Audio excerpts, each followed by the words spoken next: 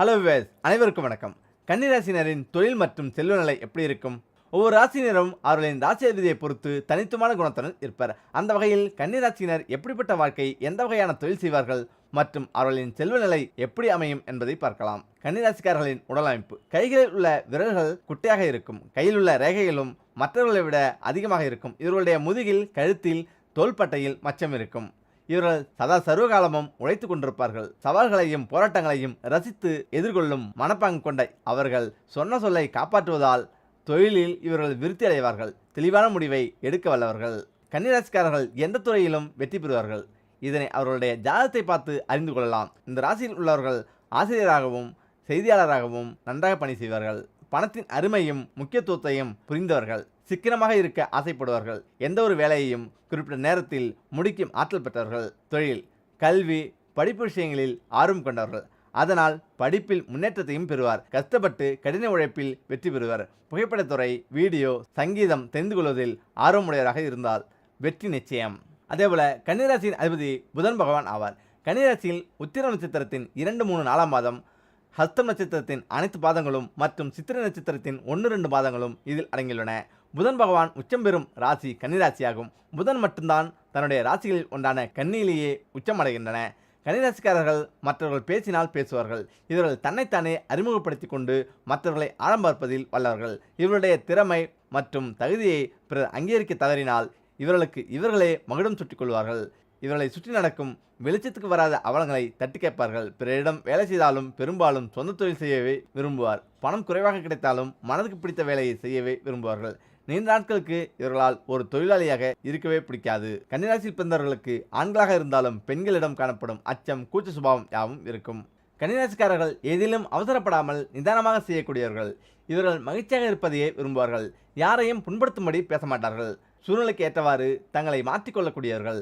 இவர்கள் வசீகரமான தோற்றத்தை கொண்டவர்கள். கூடவே நன்னடத்தையும் உள்ளவர்கள். இவர்களுக்கு பெரும்பாலும் எதிரிகளை இருக்க மாட்டார்கள். தன்னை சுற்றியிருப்பவர்களின் நலனில் அக்கறை கொண்டவர்கள். இவர்கள் பேச்சாற்றலும் அறிவாற்றலும் ஒருங்கே கொண்டவர்கள். தன்னை தாழ்த்தி கொண்டு பிறரை உயர்த்தும் குணம் கொண்டவர்கள்.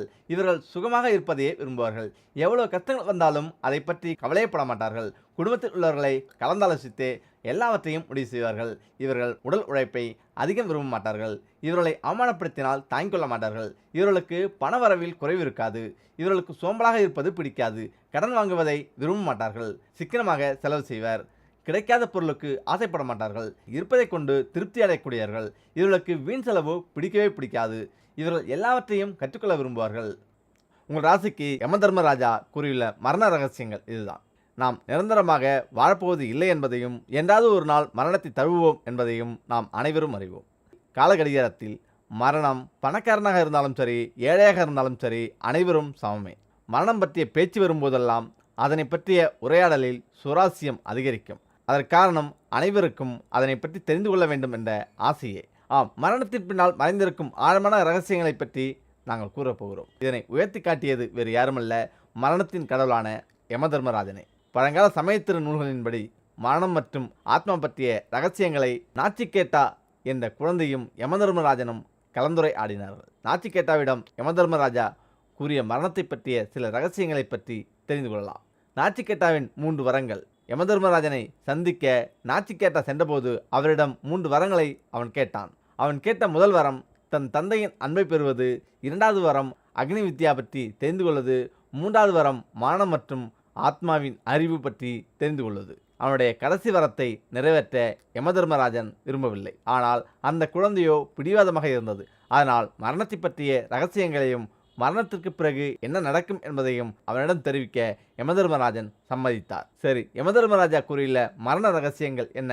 சமயத்தின் நூல்படி ஓங்கார் என்பது பரமாத்மாவின் விஸ்வரூபம் என்பதை யமதர்மராஜன் வெளிப்படுத்தினார். மனிதனின் இதயத்தில்தான் பிரம்மா குடிக்கொண்டுள்ளார் என்பதையும் அவர் கூறினார். மரணத்துக்கு பிறகு ஒரு மனிதனுடைய ஆன்மாவிற்கு அழிவில்லை என்பதனை யமதர்மராஜன் கூறினார். சுருக்கமாக சொல்ல வேண்டுமென்றால், ஆன்மாவின் அழிவிற்கும் உடலுக்கும் எந்த ஒரு சம்பந்தமும் கிடையாது. ஆன்மாவிற்கு பிறப்போ இறப்போ கிடையாது. பிரம்மரூபம். மரணத்துக்கு பிறகு ஒரு மனிதன் ஜனமரண சுழற்சியை முடிக்கிறான். அப்படியானால் பிரம்மரூபம் என அறியப்படும் ஜனமரண சுழற்சியில் இருந்து அவன் விடுபடுகிறான். கடவுள் மீது நம்பிக்கையில்லாதவர்களும் நாத்திகவாதிகளும் மரணத்துக்கு பிறகு அமைதியை தேடி அலைவார்கள் எனவும், யமதர்மராஜன் கூறியுள்ளார். வெளிப்படையாக கூற வேண்டுமானால் அவர்களின் ஆன்மா அமைதியை தேடி அலையும். நாச்சிகேட்டாவிடம் யமதர்மராஜன் கூறிய மரணத்தை பற்றிய மேலும் சில ரகசியங்கள் இதுதான். சிவபுராணத்தின்படி ஒருவன் இறக்கப் போகிறான் என்பதை வெளிப்படுத்தும் அறிகுறிகள். இவ்வுலகில் பிறப்பு என்ற ஒன்று இருந்தால் இறப்பு என்ற ஒன்று நிச்சயம் இருக்கும். பிறப்பை கண்டு மகிழும் நாம் இறப்பை கண்டு அச்சமடைவோம். சாதிக்கும் யாருக்கும் இறக்க வேண்டும் என்ற எண்ணம் இருக்காது. இருப்பினும் நிச்சயம் ஒரு கட்டத்தில் அனைவரும் இறக்க நேரிடும். அதை யாராலும் தடுக்க முடியாது. சரி, அறிகுறி என்னதான்? அறிகுறி 1. எப்போது ஒருவரது சருமத்தின் நிறமானது வெளிர் மஞ்சளாகவோ அல்லது வெள்ளையாகவோ அல்லது லேசான சிகப்பாகவோ மாற ஆரம்பித்தால் அது அவர் இன்னும் 6 மாத காலத்தில் உயிரை விடப்போகிறார் என்று அர்த்தமாம். அறிகுறி 2. எப்போது ஒருவனால் அவனது பிம்பத்தை எதிரொலியை தண்ணீரிலோ அல்லது கண்ணாடியிலோ தெளிவாக காண முடியவில்லையோ அத்தகையவர்களும் 6 மாதத்தில் இறக்கப் போகிறார் என்பதை வெளிப்படுத்துமாம். அறிகுறி 3.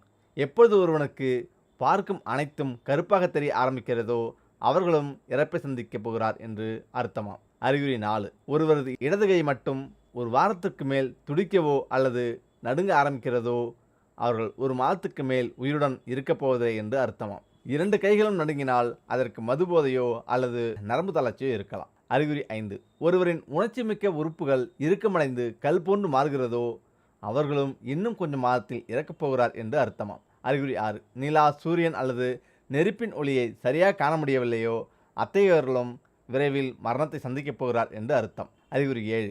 எப்போது ஒருவரின் நாக்கு வீக்கமடைந்து ஈறுகளில் சீர்கட்ட ஆரம்பிக்கிறதோ அவர்கள் இவ்வுலகில் நீண்ட நாட்கள் வாழப்போவதில்லை என்று அர்த்தம். அறிகுறி 8. ஒருவரால் வானத்தில் உள்ள போல் நட்சத்திரங்களை காண முடியவில்லையோ அவரும் 6 மாதத்தில் இறக்கப் போகிறார் என்று அர்த்தமாம். கண் தெரியாதவர்கள் அல்ல, கண் நன்றாக தெரிந்தவர்களுக்கு இது பாதி. அறிகுறி 9. சூரியன், நிலா மற்றும் வானத்தை பார்க்கும்போது அவை சிவப்பாக தெரிய ஆரம்பித்தால் அத்தகையவர்களும் விரைவில் மரணத்தை சந்திக்கப் போகிறார் என்று அர்த்தமாம். அறிகுறி 10. ஒருவரின் கனவில் ஆந்தையோ வெற்றிடமோ அல்லது கிராமம் அழிவது போன்றோ வந்தால் அவரும் மரணத்தை நெருங்கிக் கொண்டிருக்கிறார் என்று அர்த்தமாம். இது சொர்க்கம் 4 வகை இருக்கிறது. சரி, சொர்க்கம் எப்படி? இறந்த பிறகு சொர்க்கம் என்றால் ஒன்றுதானே என நினைக்கலாம். ஆனால் அங்கும் 4 வகை இருக்கிறது. சொர்க்கத்தின் வாசலில் நுழைவதை ஸ்லோக்கிய மோட்சம் என்பர். பின்னர் தெய்வம் குடியிருக்கும் வீட்டுக்குள் சென்று தெய்வத்தின் அருகில் போய் நிற்பது சமீய மோட்சம் என்பர். இதையடுத்து அந்த தெய்வத்தை கண்கொட்டாமல் பார்த்து அப்படியே உருகி அந்த தெய்வ உருவமாகவே மாறிவிடுவது சரூபிய மோட்சம். அந்த தெய்வத்துடன் ஒன்றி அதனுடன் கலந்து விடுவது சயுஜ்ய மோட்சம்.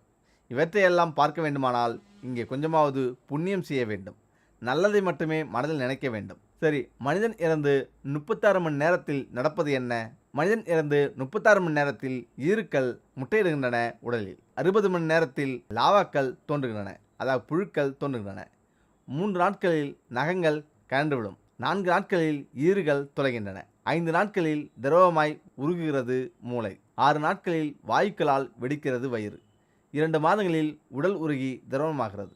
இறந்த பிறகு இப்படி மனிதனின் உடல் பாகங்கள் சிதைந்து போக எதற்கு இந்த தலைக்கணம், கோபம், ஆணவம், ஆடம்பரம், கொலைவெறி, கௌரவம், ஜாதி மத சண்டைகள்? மனித பிறப்பு மிக அரிய பிறப்பு. அதை வாழும் காலத்தில் அனைவரிடமும் அன்புடனும் பண்புடனும் ஆதரவோடும் நடந்து கொள்வோம். இறந்த பின் கட்ட விரல்களை கட்டுவது ஏன்? ஒருவர் மரணமடைந்தவுடன் அந்த உடலை வடக்கு தெற்காக வைப்பது, கால் கட்ட விரல்கள் ஒன்று சேர்த்து கட்டுவது போன்ற சடங்குகளை எதற்காக செய்கிறார்கள்? இறப்பு நேர்கிற நொடியில் இருந்து அல்லது இறப்பு நேர்வதற்கு முன்பிருந்தே ஒரு மனிதன் பயனுள்ள வகையில் இறந்து போவதற்கு என்னென்ன செய்யலாம் என்று இந்த கலாச்சாரத்தில் பல வழிகள் சொல்லப்பட்டிருக்கின்றன. ஒருவருக்கு மரணம் நெருங்குகிற வினாடியில் அது குறித்து தெரிந்தவர்கள் ஒருவித சுலபத்துடன் மரணம் நிகழ வேண்டும் என்பதற்காக அந்த மனிதரை வீட்டுக்கு வெளியே கொண்டு போய் வடக்கு தெற்காக உடலை கிடத்துவார்கள். ஏனெனில் ஒரு கட்டடத்துக்குள் இருக்கிற போது அவ்வளவு சுலபமாக உயிர் பிரியாது. தலை வடக்கு நோக்கி வைக்கப்படும் போது காந்த ஈர்ப்பு காரணமாக அந்த உயிர் உடலை விட்டு எளிதாக பிரியும். மரணம் நிகழ்ந்த பிறகு கூட பிராணசக்தி உடலை விட்டு முழுவதும் அகன்று விடுவதில்லை. எனவே அந்த உயிர் உடலை சுற்றி கொண்டே இருக்கிறது. ஆனால் உடல் வடக்கு தெற்காக வைக்கப்பட்டு உயிர் பிரியும் போது அந்த உடலில் சில மாற்றங்கள் நிகழ்கின்றன. எனவே அந்த உடலை சுற்றி கொண்டு இருப்பது பயன்தராது என்று அந்த உயிருக்கு தெரிந்து விடுகிறது. மற்ற சூழ்நிலைகளில் உயிரானது தொடர்ந்து உடலுக்குள் நுழைய முயற்சிக்கும். இந்த போராட்டம் அந்த இடத்தில் ஒரு விதமான சக்தியை ஏற்படுத்தும். இது இறந்து போன மனிதருக்கும் நல்லதல்ல, வாழ்கின்றவர்களுக்கும் நல்லதல்ல. இன்னொரு முக்கிய சடங்கு இறந்த மனிதரின் 2 கால் கட்டவிரல்களும் ஒன்றாக கட்டப்படுவது. பொதுவாகவே மரணம் நிகழ்கிற போது கால்கள் அகலமாக திறந்து கொள்கிறது. அந்த நிலையில் பின்புற துவாரம் திறந்திருக்கும். எனவே பிரிந்து போன உயிர் அந்த மூலாதாரம் வழியே உள்ளே நுழைய முயலும். அது அந்த உயிருக்கும் அந்த சூழலுக்கும் நல்லதல்ல. எனவே கால் கட்டவிரல்களை கட்டுவதன் மூலம் மூலாதாரம் மூடப்படுகிறது. யோகக்கிரிகள் செய்வதற்காக நீங்கள் கால்கட்டை விரல்களை ஒன்று சேர்க்கும்போது பின்புற துவாரம் இயல்பாகவே மூடிக்கொள்ளும். இதே தான் இறந்தவர்களுக்கும் செய்கிறார்கள். எனவே உடலை கைக்கொள்ளலாம் என்கிற அந்த உயிரின் முயற்சி இப்போது பலிக்காது. மூலாதாரம் திறந்திருக்கும் போது அந்த உடலின் உள்ளே நுழைய வேறு சில ஆவிகளும் முயலக்கூடும். மந்திரிக பயிற்சி மேற்கொள்பவர்களும் அந்த உடலை பயன்படுத்தக்கூடும். அப்படி அந்த உடல் வேறு விதத்தில் பயன்படுத்தப்பட்டால் அது பிரிந்து சென்ற ஆன்மாவை பல விதங்களில் துன்புறுத்துவதாக இருக்கும். அதனால்தான் ஒரு மனிதர் இறந்துவிட்டார் என்று தெரிந்ததும் அவரின் கால் கட்டவர்கள் ஒன்று சேர்த்து கட்டப்படுகின்றன.